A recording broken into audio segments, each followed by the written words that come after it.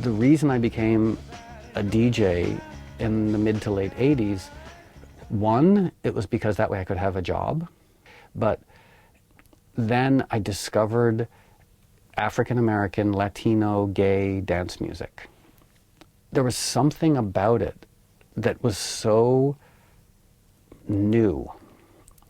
And then along came house music, and it was so compelling. We all came from rock backgrounds and heard underground house music, and we were like, this is the future. You know, we just simply want to be around it.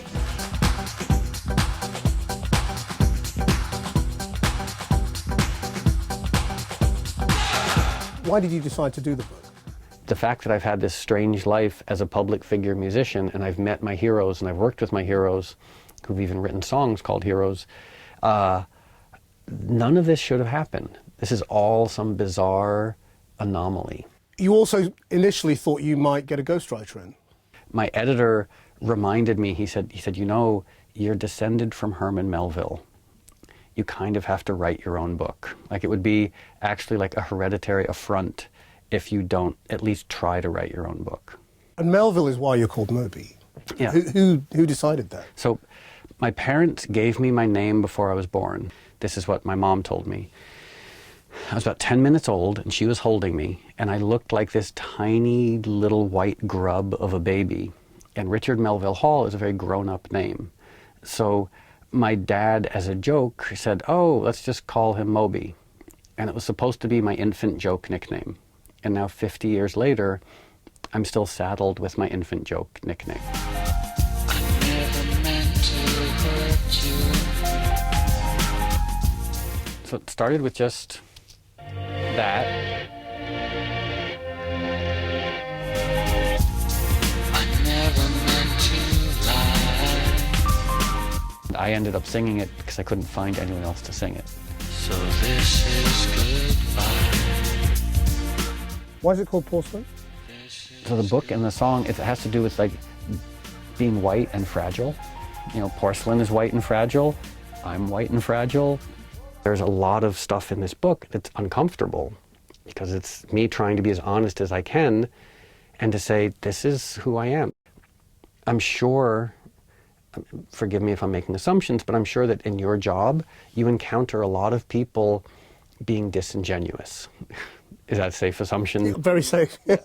So, and the disingenuousness or disingenuity in our culture is, it's exhausting me. You know, whether it's politicians, public figures, or even just people on Facebook and Instagram, like, I feel like personally I've gotten to the point where I'm just not interested in people presenting what they think is their best sense of self. Like, I'd rather someone just be honest and let me figure it out.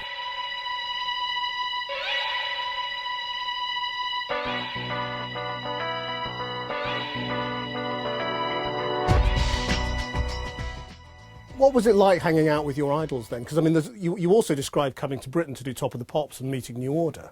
When I meet my idols, I immediately become like an insecure 13-year-old. Still?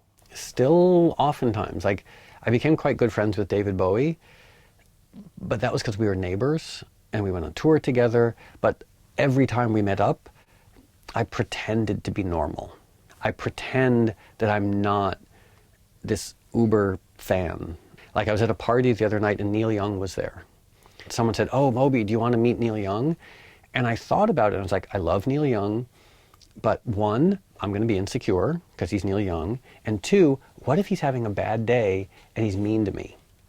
At that moment, I lose 20 of my favorite songs of all time just for a handshake. Like, it's not, the trade-off just isn't worth it. Yeah, try being an interviewer. Yeah.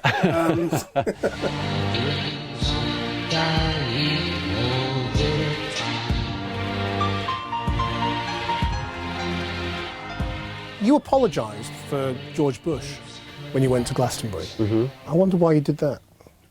Well, there were many reasons to apologize for George Bush publicly, because he was a terrible president. And Glastonbury is so international, it seemed like a way of, like, almost like I was apologizing before the UN. How do you feel about American politics today? I don't know what's gone wrong in America, but it's very wrong. Is it 8 years of Obama that's done it? I mean, was Obama too reasonable? Peace and stability are very boring to a lot of people. So do you think Trump will win?